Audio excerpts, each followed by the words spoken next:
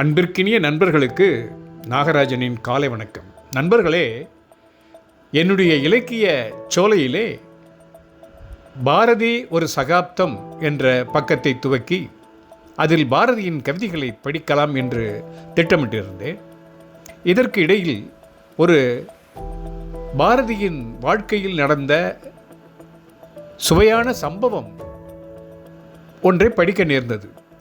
ஆகவே பாரதியின் வாழ்க்கையில் நடந்த சம்பவங்களையும் நண்பர்களுடன் பகிர்ந்தால் என்ன என்று தோன்றியது. அதன் விளைவுதான் இந்த பதிவு. பாரதியின் கவிதை எப்படி திகட்டாதோ படிக்க படிக்க அதே போன்றுதான் பாரதியின் கதையும் சரித்திரமும் அமைந்திருக்கிறது.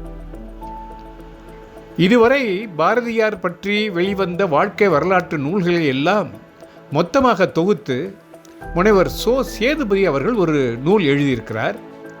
அதில் பாரதியே எழுதிய அவரது சுயசரிதை, பாரதியின் மனைவி செல்லம்மாள் அவர்கள் எழுதியது, ரா என்ற ராமசாமி அவர்கள் எழுதியது, பாரதிதாசன் எழுதிய கட்டுரைகள் ஆகியவையெல்லாம் ஒருங்கிணைத்து எழுதப்பட்ட நூல் அது. இதில் ராமசாமி என்பவர், அதாவது அவருடைய அந்த புதுச்சேரி நண்பர் போல இருக்கிறது, ஒரு சம்பவத்தை விவரிக்கிறார். அதை அப்படியே இவரது நூலில் எழுதியிருக்கிறார். அது என்ன என்று பார்ப்போம். ஒரு நாள் காலை 8 மணி இருக்கும். அகஸ்மாத்தாய் நான் அரவிந்தர் ஆசிரமத்தில் இருந்து பாரதியாரின் வீட்டுக்கு வந்தேன். வீட்டின் கூடத்தில் ஒரு சிறு கூட்டம் கூடியிருந்தது. நடுவில் ஓமம் வளர்க்கிறார் போல தெரிந்தது புகைந்து கொண்டிருந்தது. சிலர் வேத மந்திரம் ஜெபித்துக் கொண்டிருந்தார்கள். ஓர் ஆசனத்தில் பாரதியார் வீற்றிருந்தார். இன்னொரு ஆசனத்தில் கனகலிங்கம் என்ற ஹரிஜன பையன் உட்கார்ந்து கொண்டிருந்தான். புரொஃபசர் சுப்பிரமணிய ஐயர் போன்ற பல பிரபலமான பிரமுகர்களும் இருந்தார்கள்.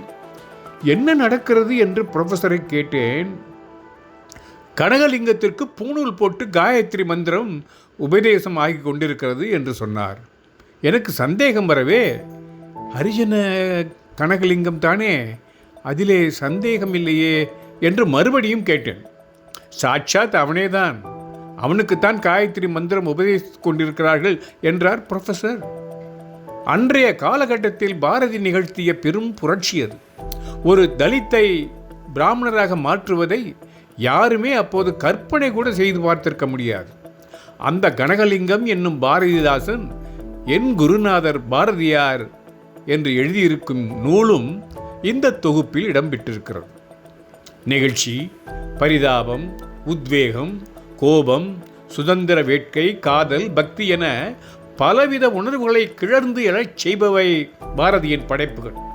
ஆனால் பாரதியின் வாழ்க்கைதான் அந்த படைப்புகளுக்கெல்லாம் ஊற்றுக்கண் என்பதை அவருடைய வரலாற்றை படிக்க படிக்க நமக்கு தெரிகிறது. நான் பாரதிதாசன் என்று புனைப்பெயர் வைத்துக் கொண்டிருக்கிறேன். அதற்கு காரணம், அப்போது அவர் என் உள்ளத்தில் முதலிடம் பெற்றிருந்தார். சாதி கொள்கையை நன்றாக, வன்மையாக, உண்மையாக எதிர்த்தவர் பாரதியார். நான் அந்த நூற்றாண்டில் அவருக்கு இணையாக சாதி கொள்கையை எதிர்த்தவர் எவரையும் கண்டதில்லை என்கிறார் பாரதிதாசன்.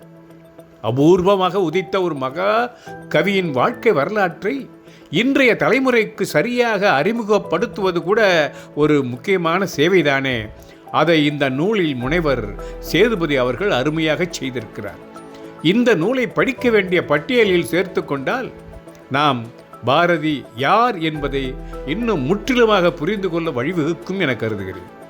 பாரதியாரின் கவிதைகளைப் போலவே அவர் கதையும் எப்போதும் தெவிட்டாதது, சுவராசியம் மிக்கது என்று கூறி இந்த பகுதியை நிறைவு செய்து விடைபெறுகிறேன்.